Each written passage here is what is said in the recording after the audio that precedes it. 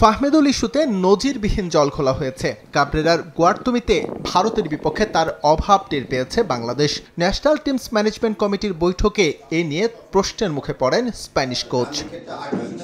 শুধু ফাহমেদুল নন, total team selection নিয়েও জেরা করা হয়েছে কাবরেরাকে। জানতে চাওয়া হয়েছে লিগের পারফরমারদের রেখে কেন ভারত ম্যাচে মাঠে নামানো হয়েছিল অন্যদের।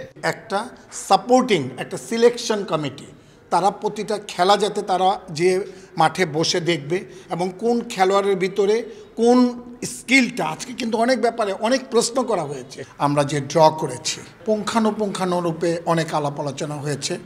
আমাদের কমিটির অনেক কর্মকর্তারা অনেক বিষয়ে অনেক কিছু জানতে চেয়েছে কোচের কাছে।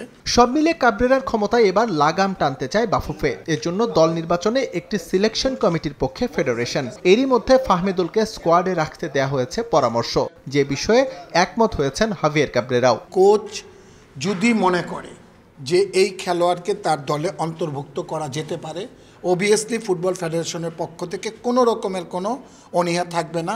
ফাহমেদুল, আমরা তার ব্যাপারে আলাপ আলোচনা করেছি এবং আমরা বলেছি তাকে আমাদের দলে অন্তর্ভুক্ত করার জন্য। এদিকে সিঙ্গাপুর ম্যাচের আগে একটি প্রস্তুতি ম্যাচ খেলবে বাংলাদেশ। আলোচনায় ভুটানের নাম থাকলেও বাফুফে চায় ম্যাচটা হোক সুদানের বিপক্ষে। ঢাকায় এসে খেলতে সম্মতি জানিয়েছে আফ্রিকার দেশটিও। 5ই জুন আমরা একটা প্র্যাকটিস ম্যাচ খেলবো। সেই খেলাটা যাতে ঢাকায় হয় সেটার জন্য আমরা কয়েকটা দেশকে আমন্ত্রণ জানিয়েছি। সুদানকে আমরা একটু এগিয়ে রেখেছি। সিঙ্গাপুরের বিপক্ষে ম্যাচের আগে বিদেশি গোলরক্ষক কোচ নিয়োগ দেবে বাফুফে। এছাড়াও ফুটবলারদের সামাজিক যোগাযোগ মাধ্যমে সুরক্ষার বিষয়ে এবার কঠোর অবস্থানে ফেডারেশন। এস এম ইকবাল, সময় সংবাদ, ঢাকা।